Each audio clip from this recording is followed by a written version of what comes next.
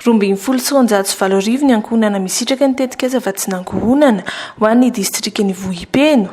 Raha toka 275 izy ireo no mahazo izany ao amin'ny distrikany Manakara. Vola 4 alina ka hatramin'ny 9 alina ariary isaky ny roa volana no sitrahan'ireo ankohonana amin'izany.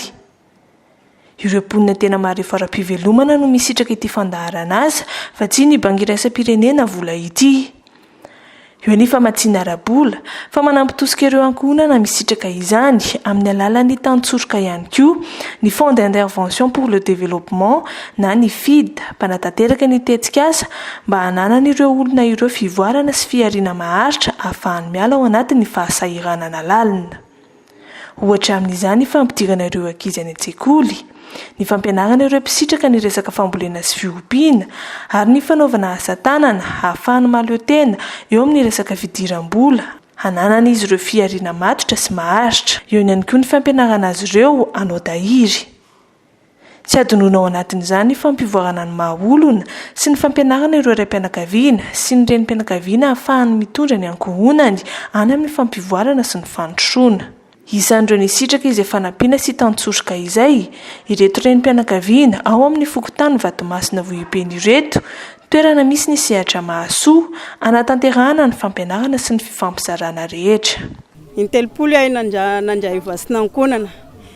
De klasy de 3e zany ny zanako nanomboako nandraisako vasina ankohonana. Vola azoko tamin'iny zany naniseko ny zokony de nahatongavany amin'ny université zany. De na afaka baka anazy da amizao zany ny zokolo zany efa mampianatra fa mandray vola yahy de tsy maintsy miaraka ao zany manao tahiry isonjovana ny hoavin'ny ankizy. Mpiananay taloha zany da ohatrohatra mivarobarotra magnano mofo satria sahirana agny taloha ma da la panampisy tony fidina me volany pisitriky ny vasina ankohonana tony zany mba ohatrohatra na tombosoa zany na vita WC miompy madio gnaigna la tema efa manakara-panondro sy ny kopiny zaza mianatry da zay zany ny tombosoa da mba mivoatra zany gnaigna zao madio.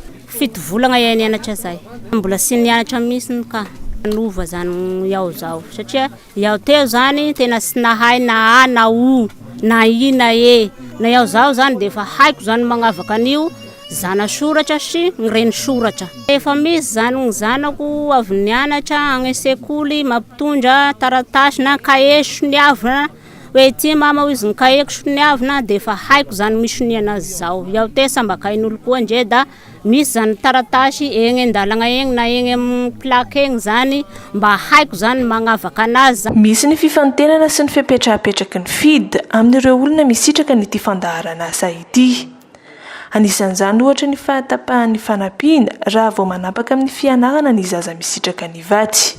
Nanomboana azy io dia tao amina district anankidimy teto Madagasikara ihany aloha mbola tetikasa andrana le izy. Tia mpianatra zaza ny tanjona dia nentanina koa izy ireo zany ampiditra ireo zaza efa nitsokan-daharana hiverina ao an-tsekoly anovo fahalalana sy hampivoatra ny fiainana.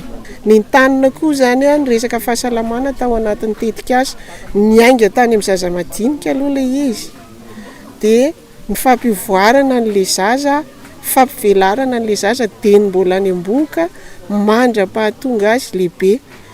Tsy adino koa nefa fandrindrana fiainan'ny fianakaviana amin'ny resaka fandrindrana fiterana izay miteraka ny faharefon'ny tokantrano tsirairay. Nomena vola izy ireo, tsy nomena fotsiny fa nomena tosika koa ahay tahiry ary indrindra ahay ampivelatra ny seha-pivelomany sy ny seha-pamokarana.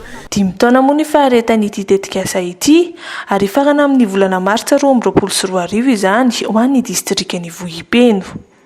Faritra 420 no misitraka ny fandaharana asa vatsina ankohonana manerana ny Madagasikara izay ahitana ankohonana marefo 305 alina.